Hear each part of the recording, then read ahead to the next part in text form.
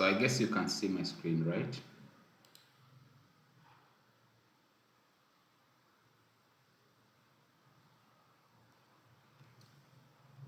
Yeah, so we are going to look at risk pooling in healthcare financing. So by the end of this presentation, you'll be able to explain the concept of risk pooling and its rationale, and then identify the major types and sources of risk pooling mechanisms. We'll be able to look at the advantages and disadvantages of the different risk pooling arrangements, and then evaluate the performance and impact of risk pooling on health system goals, and then we'll also be able to apply the principles and tools of risk pooling uh, uh, design and implementation. So those are the things that we are going to look at. So risk pooling refers to putting together resources, financial resources, from a group of people of diverse characteristics, or basically a group of entities. You get resources, financial resources from these groups of people, put those financial resources together such that they can be used to cover the healthcare costs to the members who have contributed, or to the members of a given group. Okay, so you collect money together, put it in a pool. Anyone who falls sick, you get that money and that person is treated. That is, in simple terms, what risk pooling is. It is very important that populations are protected from financial risks associated with becoming sick. Okay, we don't want to have a financial burden on an individual who has become sick. We want the person to go through the treatment without having to feel the financial pain associated with the treatment. Okay, so it is very, very important to have risk pooling in our journey to achieving what we call universal health coverage. With universal health coverage, we want all people, regardless of their geographical location, their income levels, whatever characteristic that you can think about, to access quality healthcare services and be protected from financial risks. That's the goal of universal health coverage. And therefore, when we do pooling, we want to maximize redistribution and protect people. That the people who are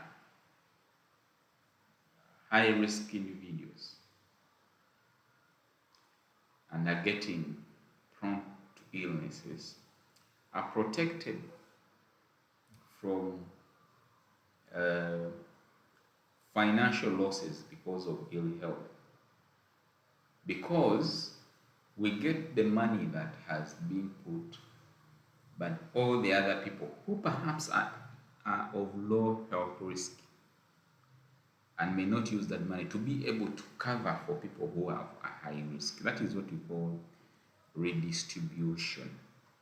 So the main aim of risk pooling is to make sure that those who are high risk are actually prevented from bearing the full consequences of the full financial costs associated with the treatment that they are receiving.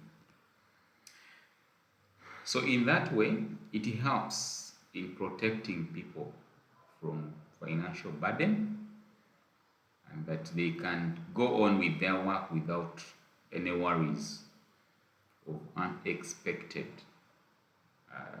health expenditures. Okay, that means that people, you work well knowing that when you get an illness, there is some money that is out there that I can use to get the best possible health care to treat my condition.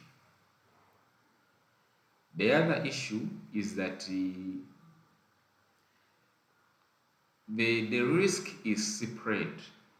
What we mean is that, see, if if I have an illness X, and then to treat that illness X, I have to pay 20,000 to treat it if I'm treating myself on my own money. But if there is a pool, it means that I will not feel that impact because the risk has been spread to even other people. So the high costs of treating conditions is actually minimized. Okay, so the other benefit is also that you have what you call equitable access to healthcare. Whether I am a minister, whether I'm a local person, I still access the same services because the person who pays for these services is the same person. So there's a common pool that we invest our money in, and then that money is used to pay for the health services of anyone who is within that pool. So it means anyone can receive any uh, given quality of healthcare services, regardless of their socioeconomic status. And then it also enables allocation of resources to where you can have maximum output. What we basically explained as efficiency. With efficiency, you want to get the best out of the funds that you use. The challenges exist with the risk pooling. One is that there is what we call moral hazard. Okay? When someone is insured, when they know that I'm not the one who is going to pay for the health services, they tend to overuse the health services. I know practices within NGOs here where if you know that your contract is going to end and then you have not used your insurance money, what you do is you decide to go for checkups even when you don't feel ill. And sometimes there are those who actually decide to go for eye checkup so that they can buy the specs, eyeglasses. Okay, so they use the health services actually when they don't really need them. And this results into the high cost. If you remember what the question that Baiti had asked, that why is it that the health system in the US is costly? One of the reasons is because of the fragmented nature of the insurance sector, health insurance sector. So they have a lot of insurance plans, and because of this, there is a lot of competition for insurance opportunities. And then you can even have the health workers encouraging more people to get health services, which they may not actually have needed. So that's the concept of moral hazard. The other problem is what we call adverse selection, which is that people who are not having a major health risk are likely not to go for insurance. So they do not contribute towards the risk pool. So this therefore means that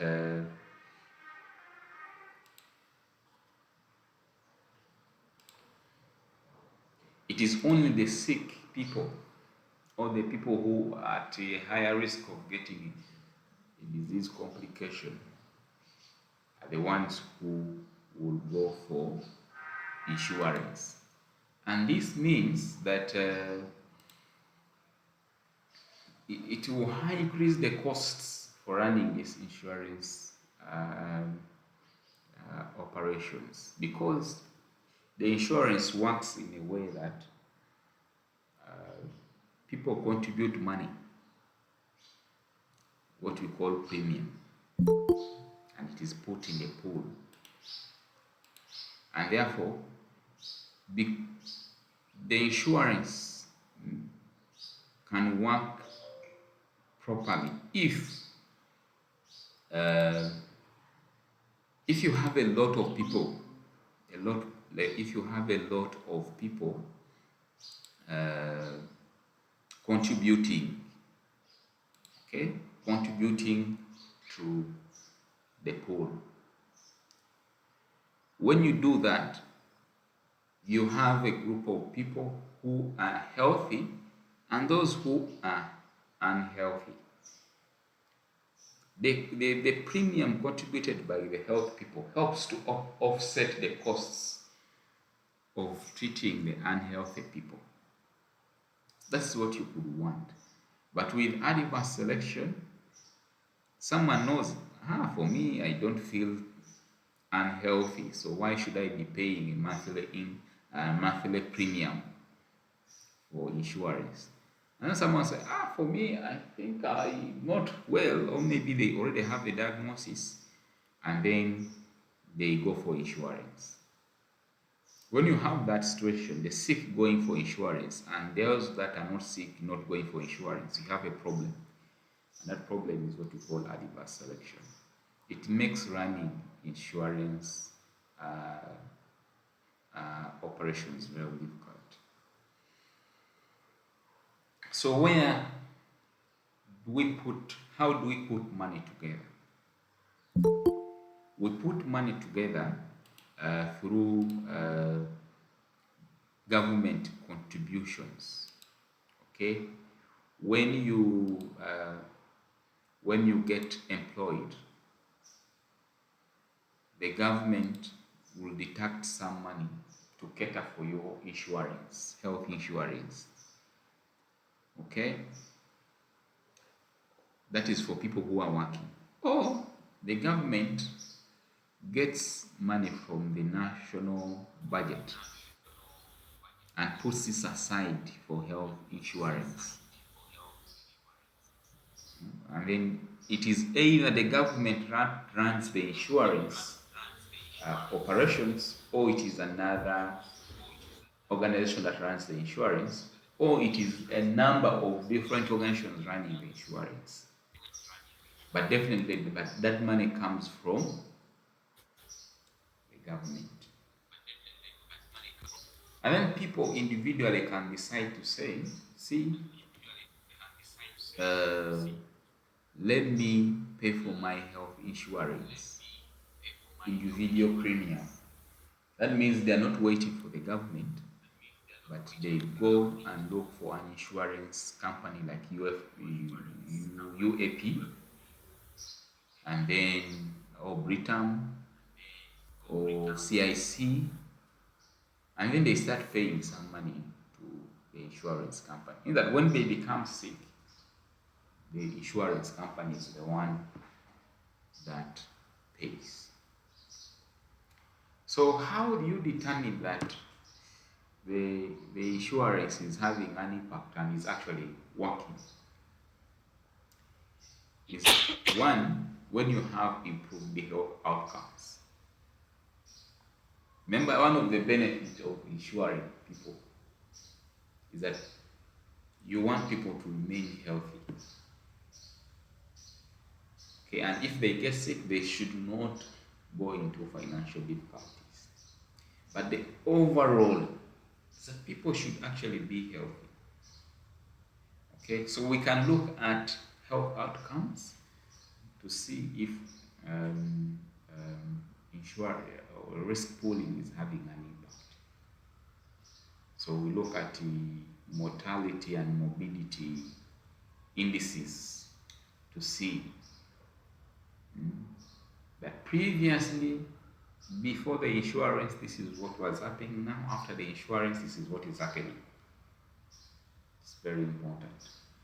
And then the other aspect that you look at is financial sustainability, which we explained earlier on. That the system that you should have should be one that is long lasting and can even adapt to the changes that can happen.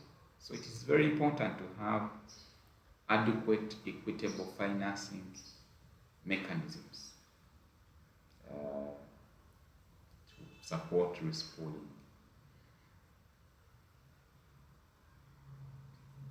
Okay, so therefore, for risk pooling to work very well, you need to have enough money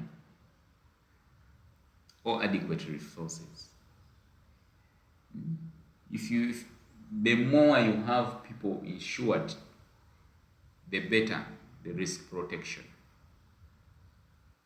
Okay, if you have a lot of people who are not insured, that's not good. Okay, so you need to have enough money, or you raise adequate revenues such that you can run the risk pooling operations properly. So it means that in the pool there should be adequate resources, but the financial resources that you get out of the pool to go and purchase the health services, how you purchase the health services is very, very vital. Very vital. Remember what we explained earlier on.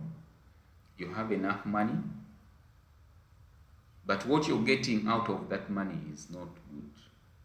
It's an issue to do with efficiency. Okay, efficiency. You have countries that spend a lot on health, but their health outcomes are poor. One of the problems could be in how health services are procured. That is, the process of buying or paying for these health services is not good. And we shall look at that in the next topic, purchasing healthcare services.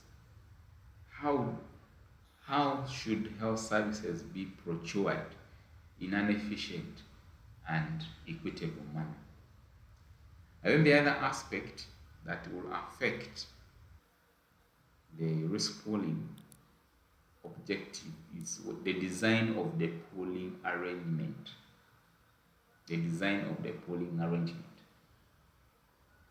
The pooling arrangement is basically who collects the money, where, and how is it actually distributed, or how the money that has been collected, how is it utilized to get the services? That is the arrangement.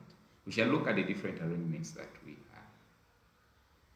The general picture of how you do risk pooling is one, that you share the risk sharing. If you have 100 people in a given pool who are contributing towards a given health care insurance pool, all of them do not have the same level of risks. They don't have the same risks. There are those of high risk, there are those of low risk. Therefore, if these risks are distributed within this group, these individuals in this group, it means that the overall impact or the overall burden on one single person is reduced. Okay? If you are in a family, you are contributing towards maybe buying family land, and you are 5.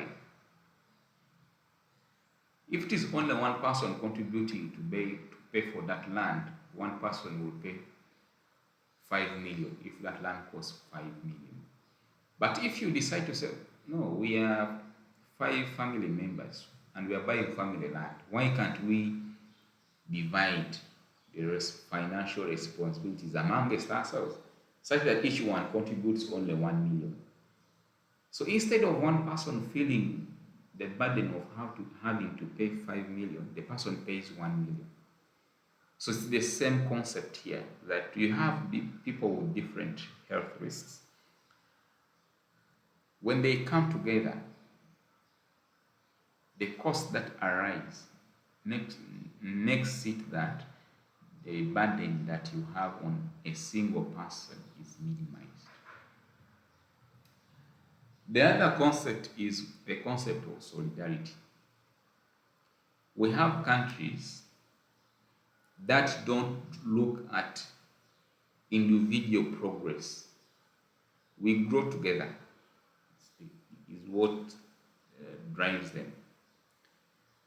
So if there is insurance, it means that even the poor will not feel like they have been left behind.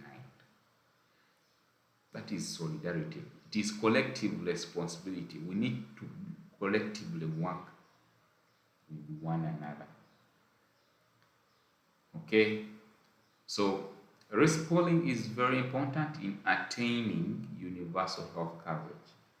Universal health coverage, like I earlier on explained, is that every member of the society should have equal access to quality healthcare services regardless of either their tribe, their geographical location, their ethnic group, their level of income, and any other characteristic.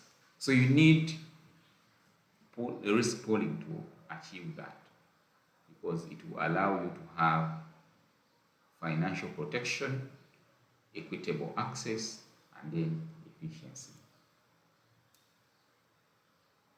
Now, there is one problem that happens with insurance,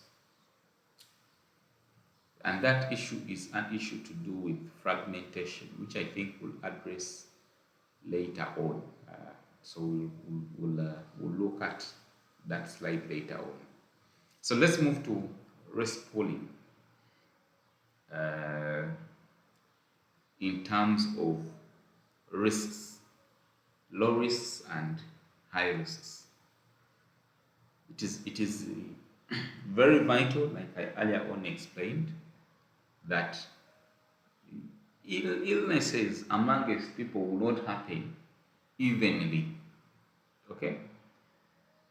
This is to say that if we are 5 members, we pick 5 people, they will not have the same illnesses at the same time and heal at the same time and have even the same prognosis. Okay? It is very hard if, for example, you have 5 people in a pool and then all of them get the same disease, and then the disease actually progresses at the same level, and then you get the same outcome. It's not very likely. Maybe 3 can get malaria, but still, out of the 3 who have got malaria, 2 may be mild malaria, and then 1 will be severe malaria. So the one with severe malaria is the one who will require higher costs in treatment compared to those that have mild malaria. So the concept here is that illnesses and the costs associated with treating these illnesses will never be the same in the population. It will be different. If it was that way, that the risk is the same, then running health insurance could be actually very hard. Okay? Because one will get malaria today, then the other person will get malaria after several days. So there is that kind of an event distribution of healthcare costs and illnesses. So you need to manage these uncertainties. Basically, it is because you don't know. Okay? You don't know what will happen. Insurance runs on the concept of uncertainty. Okay?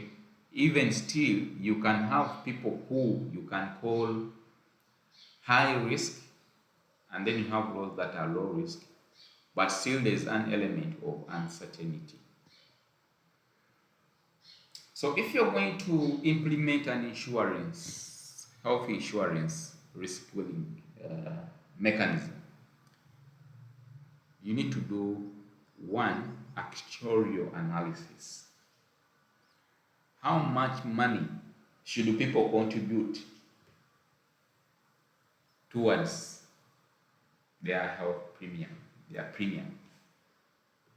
So you need to do the right tabulation. So you need to conduct the right analysis.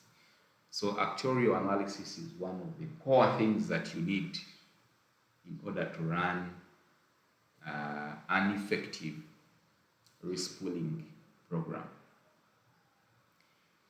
And then the second thing that you need is the recruitment of those people that you're targeting. So that is the enrollment strategies. Will you sit in the office and then people come and say, I want to pay for the insurance?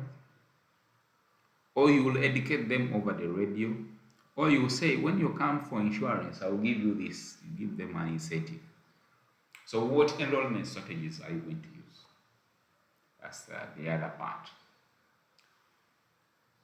So, if you're the government, how do you want to make sure that people contribute money for their ill health?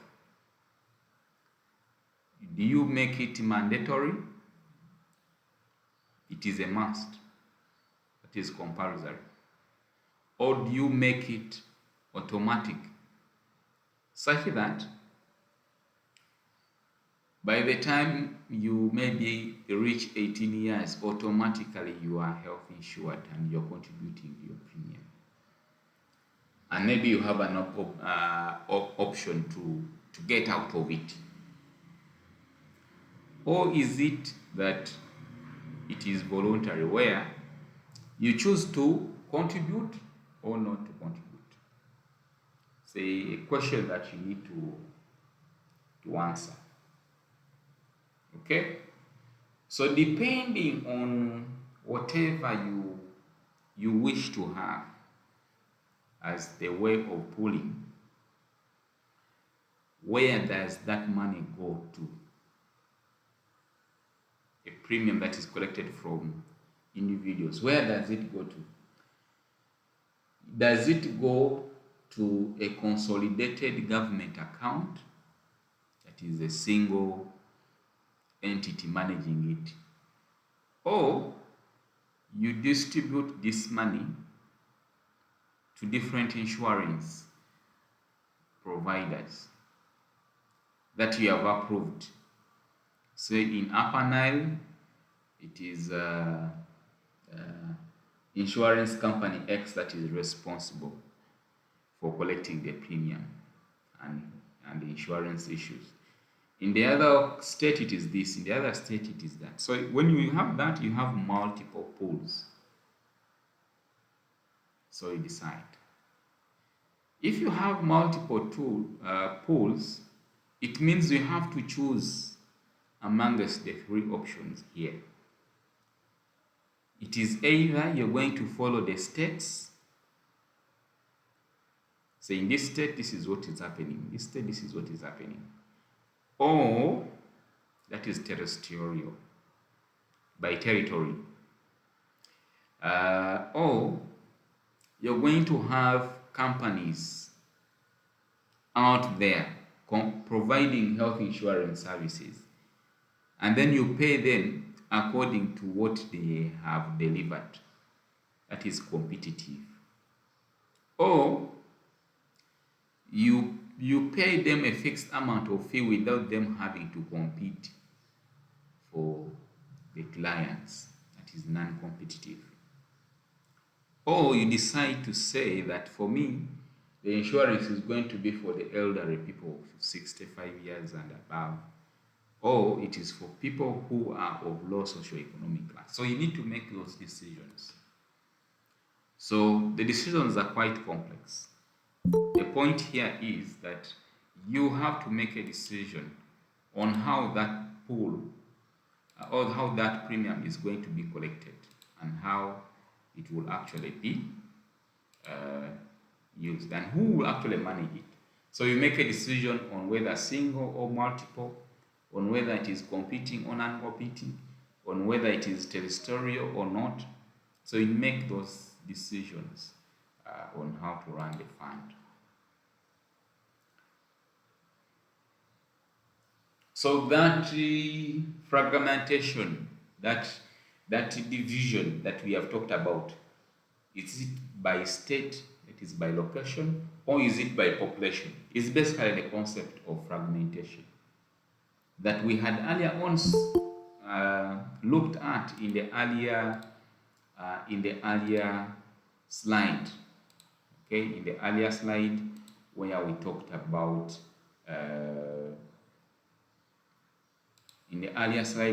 about strategies to handle fragmentation.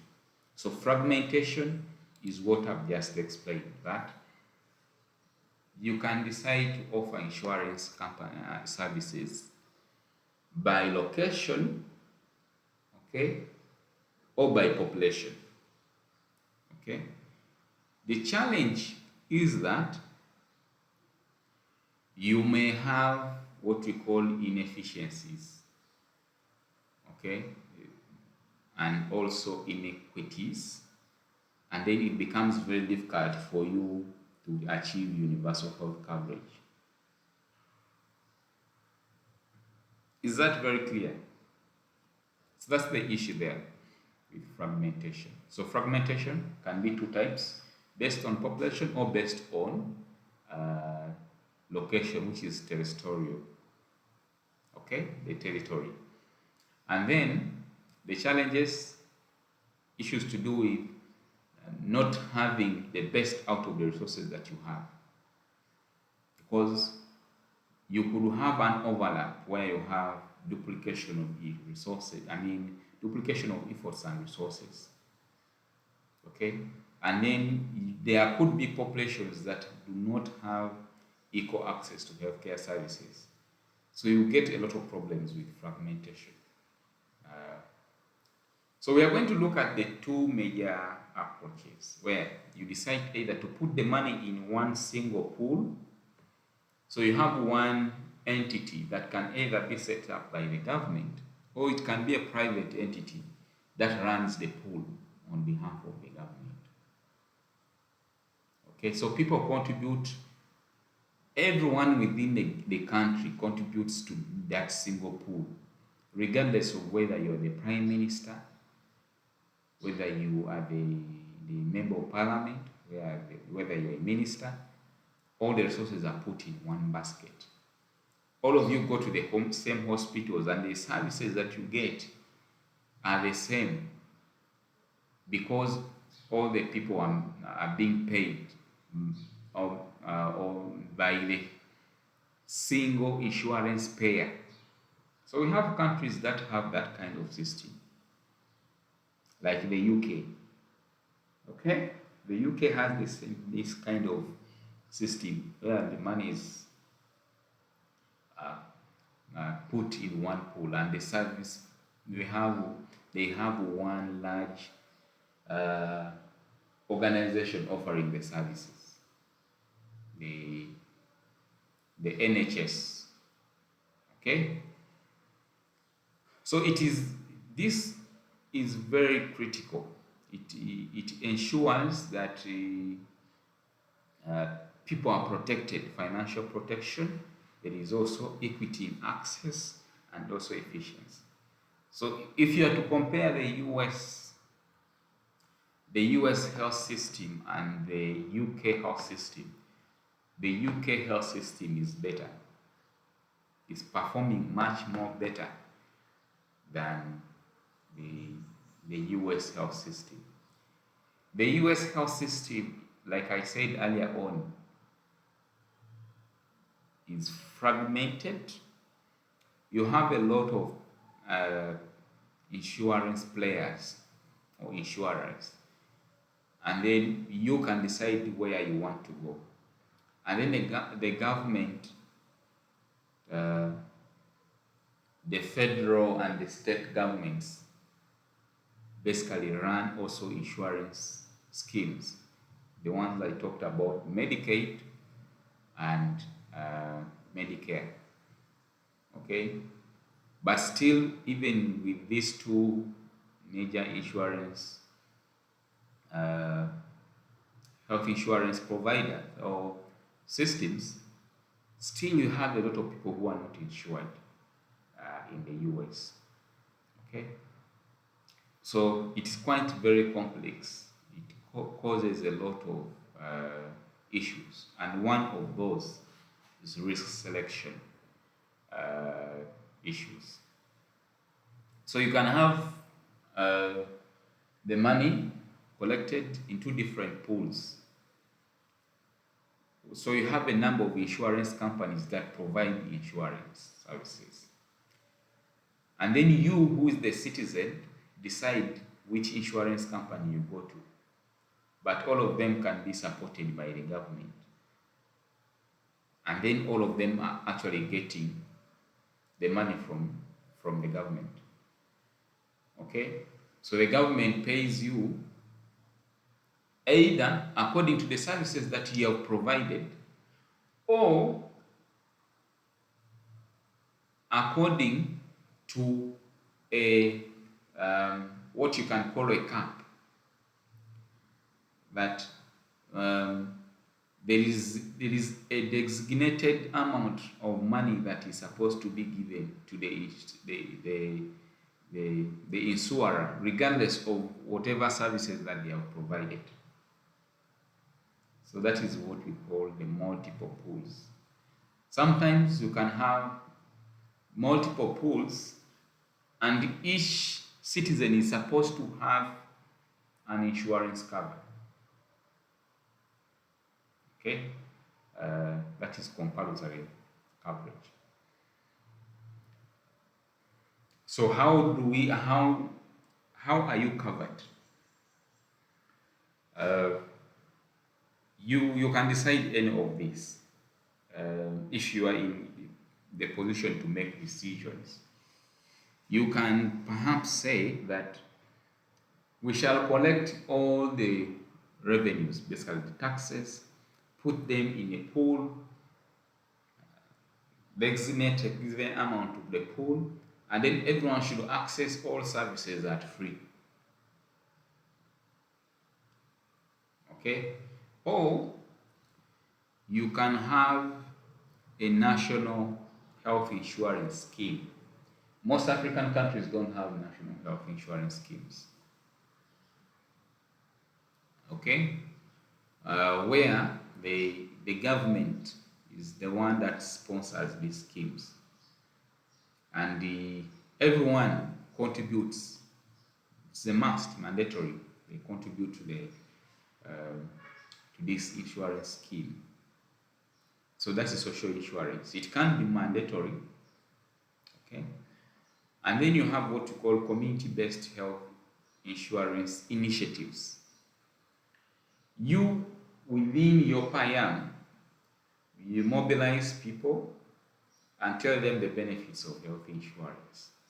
And then you design a way in which that community health insurance can be, you can run it at your community level. This can be informal or formal, depending on the arrangement that you have. But basically it is at the community level. Okay, these are very common in sub-Saharan African countries. Especially targeting maternal child issues. You can have community health insurance schemes for pregnant women. Okay, such that when the woman is about delivery, they just pick a given certain amount of money, and then they can use it for their birth preparedness and birth process. Or you can have private insurance companies. In South Sudan, you have UAP, you have BITAM, you have CIC, and many others. Okay, you can insure yourself as an individual, or your employer is the one who pays, or you contribute to your insurance. So revenues, you get the money from the taxes that you collect as a government, and then everyone, whether they are high risk or low risk, they get access to healthcare. This is considered equitable because it is very important that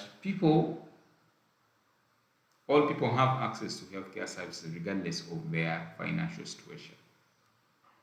So using general revenue sources is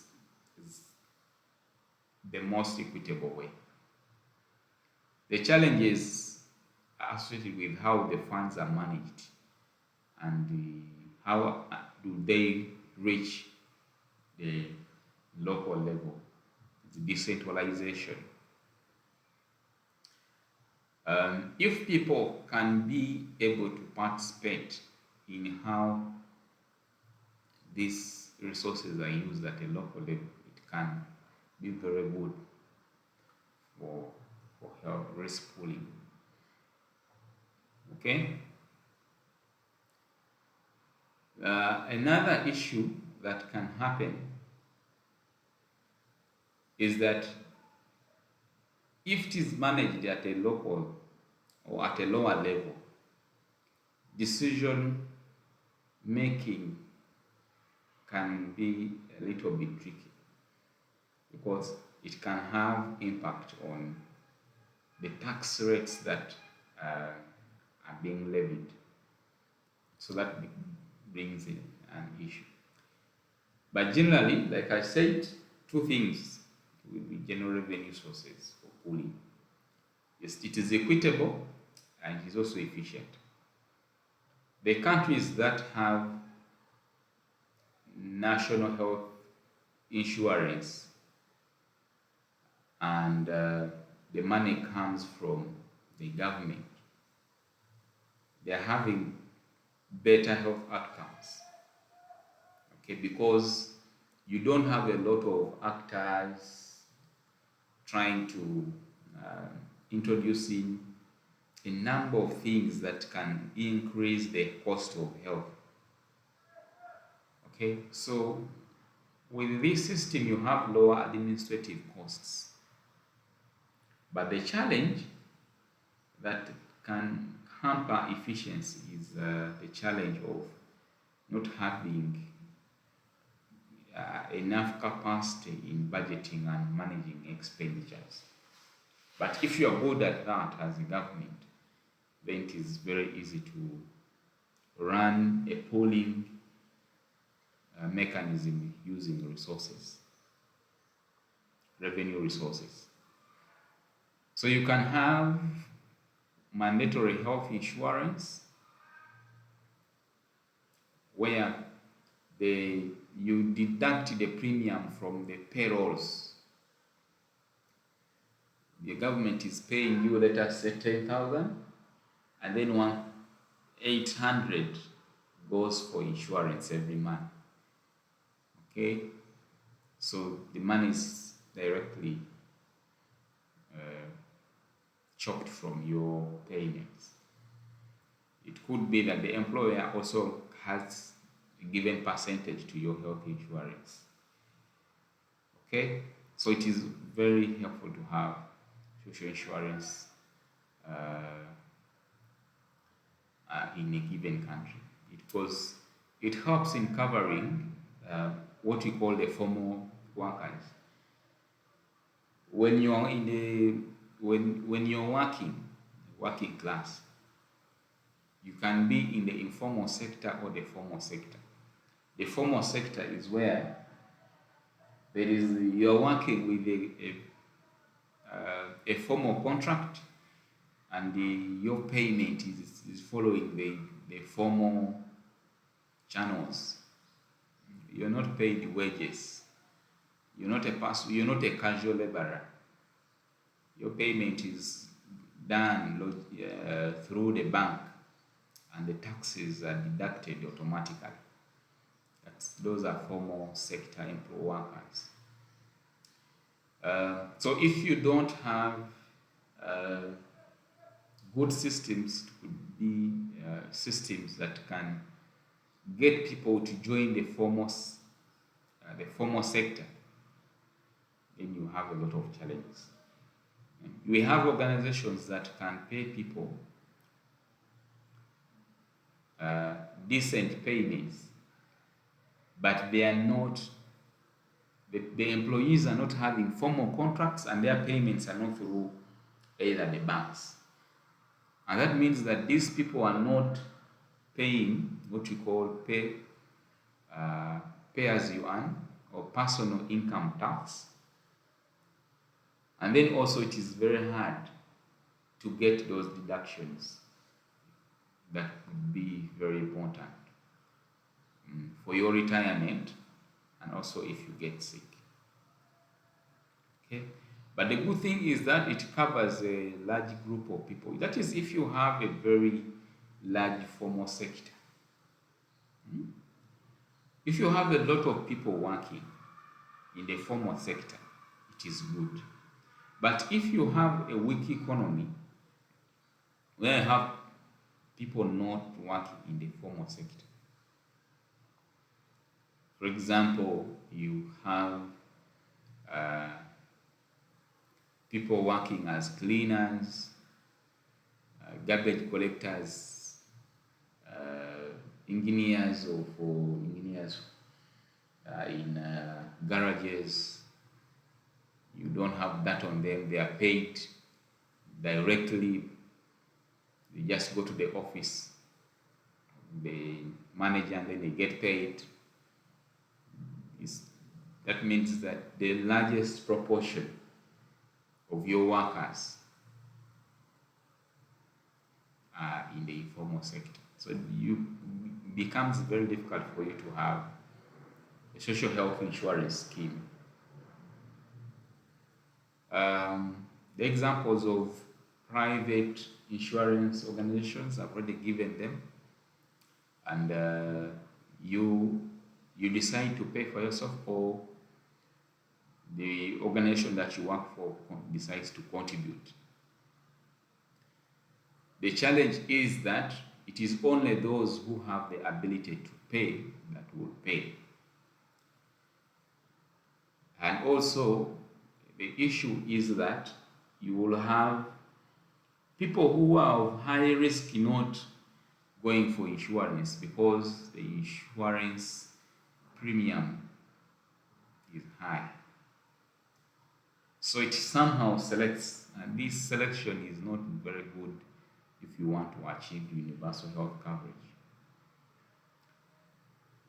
And then, if you don't have sufficient insurance organizations, then people will end up paying for their own health bills, and that is what we call out-of-pocket payments. And with this, it means you are on your own. If you get a disease that requires 20 million operation, it is you to pay the 20 million, and you will feel it. You either have to sell your plot, sell your car, get that money, and then go and get treated. So that's not something that you want. It does not offer you financial protection. If you need surgery today of $5,000 in, let us say, in Egypt, do you have it? If you don't have it, do you have the assets to sell for you to get that $5,000? And if you might be very lucky and have that asset, when you sell it, you go back to zero. So that's the importance of financial protection. Thank you very much for listening. I guess you have any